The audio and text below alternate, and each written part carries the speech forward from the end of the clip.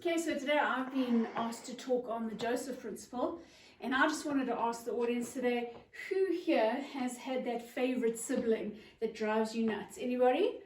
I see that hand. We've all experienced somebody who we thought was getting favorite attention.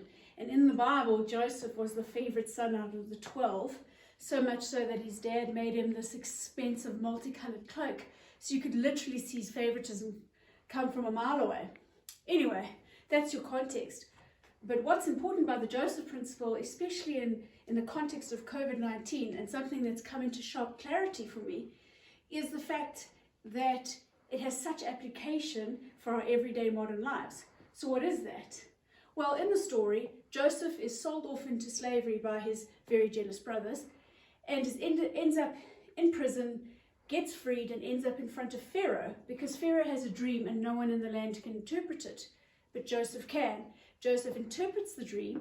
There will be 7 years of plenty, and then there'll be 7 years of famine, and he advises Pharaoh that he should, for the 7 years, create huge stores for grain and save, put the grain away, and then in the years of famine, there will be enough grain in Egypt. And Pharaoh follows his advice, and for the 7 years of famine, there's grain, not just enough grain for the Egyptians, but even surrounding nations can come and get grain.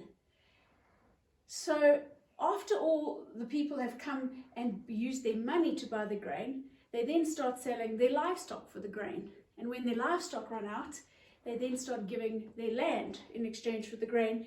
And then finally, they actually give themselves as workers for Pharaoh. So at the end of the famine, Pharaoh has all the land in Egypt, and they start to give him 1/5 of all their produce.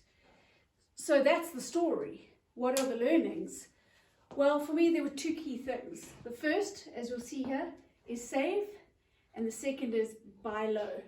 So when you are in your years of plenty, even though the temptation is to spend big, you really need to have the discipline to save.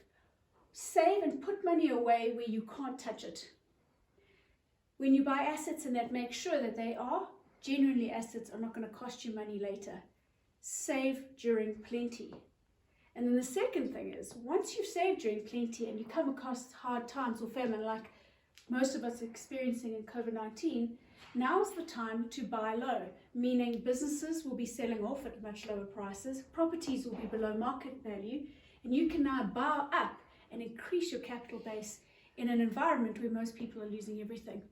So for me, Joseph principle, highly applicable for today. And so I encourage you all to save in plenty, buy low in famine. So thanks for your time, guys, and just wish you all the best as we build our wealth and live our lives. Cheers.